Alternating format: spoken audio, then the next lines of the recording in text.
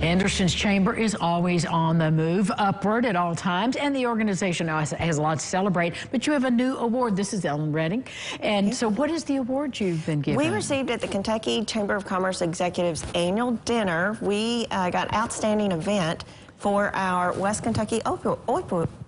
Yeah. Can you say that 3 times? Opioid Summit. Okay. And Yes. that was last year. It was last year. Everything's kind of a year behind on their awards, but we were able to get it in right before the pandemic, and we had over 300 attendees.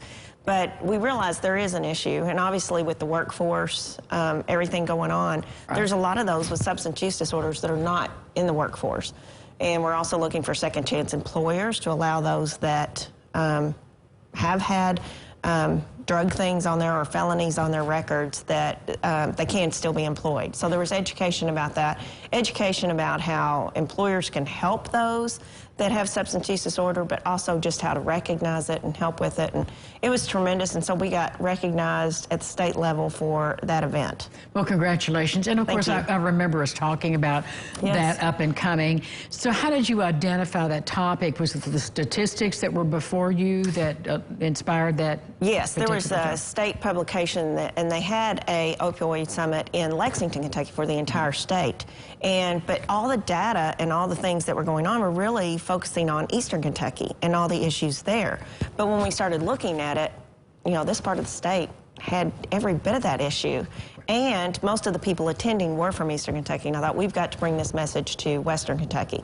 So with Tamara James, she is an interventionist and a therapist, and she was like, yes, we've got to do something to educate people. So then we partnered with the Madisonville Chamber of Commerce as well, and we just let it be a Western Kentucky, anybody could come, and it was just so well attended. The Kentucky State Police gave a talk about things to look for, you know, things that you wouldn't even think that is going on, but a lot of intervention, a lot of second chance opportunities. We know it's a big deal. We know substance use disorders, you know, it's changed from addicts or heroin or marijuana or whatever. It's substance use disorder.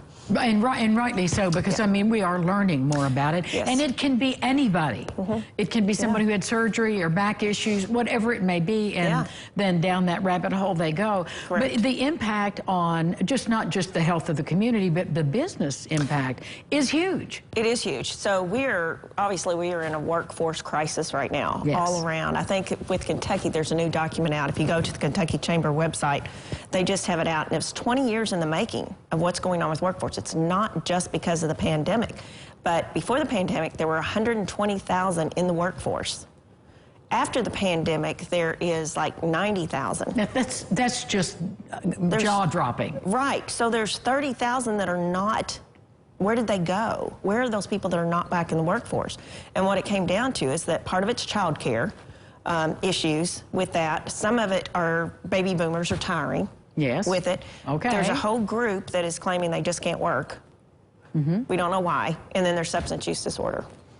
That is really something to think about, and for all of us. But thank you for providing the seminar, and congratulations on your win. Good to see you as always. Yes, thank you. Maroon and White Day. Maroon and White Day, Henderson County. Yes, we were. Go cheer.